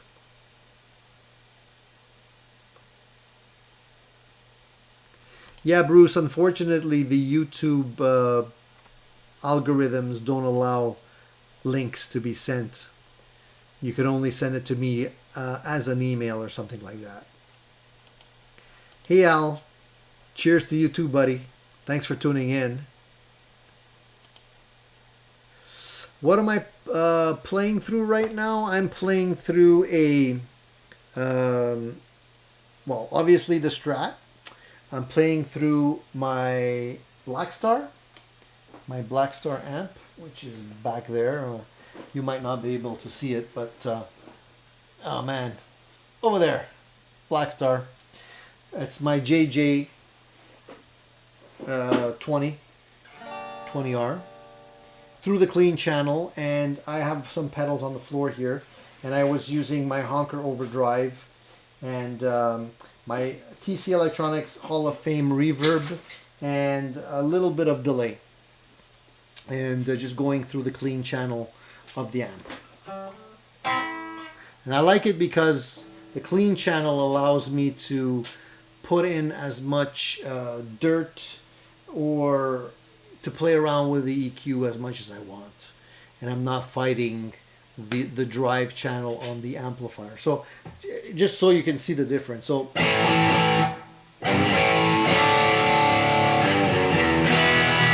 So that's the clean channel of the amplifier with my pedals. If I turn off my pedals, I'll turn off the drive pedal, and what I'll do is I'll just go through the, if I can get my dog out of the way, I can just go through the dirty channel of the amp. So you can hear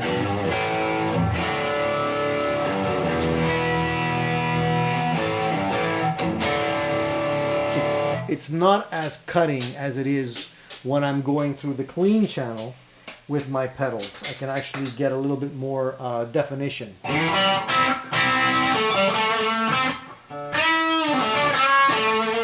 I can probably get them close if I dial in the amp, but I don't have them dialed in right now.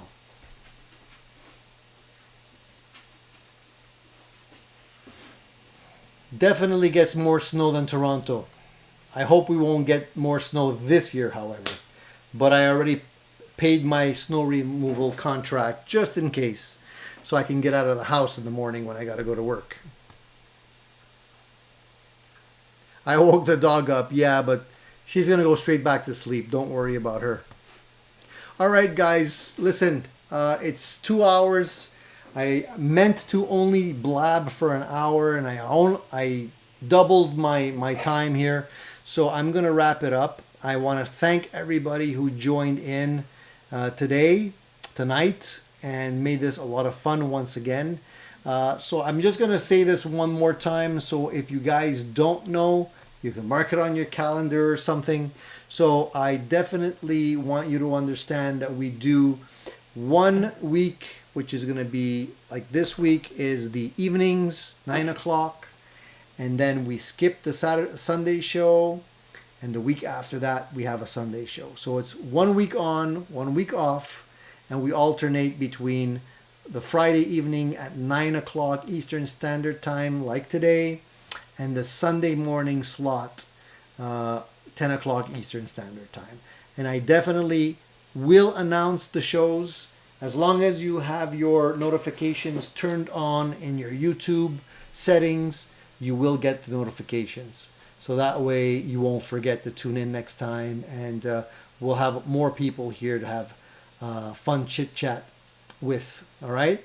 So that's it for today, guys. I hope you enjoyed the show, and definitely hope you will tune in for the next one, because it's always a lot of fun and I always look forward to it. So if you enjoy the show, give me a thumbs up. I appreciate that. Consider helping out the channel by maybe picking up some swag. You can get the link to that down below on my videos. Almost all the videos that I put up there have that link, and that also helps me a little bit financially with gear and whatever else I need to get these streamed live videos out there to you. So I do appreciate that. All right, guys, have a great evening. Have a great weekend. Stay safe. Keep rocking. And if you have comments, you know what to do. Just leave them on my videos, and I'll be happy to answer your questions. All right, guys. See you soon.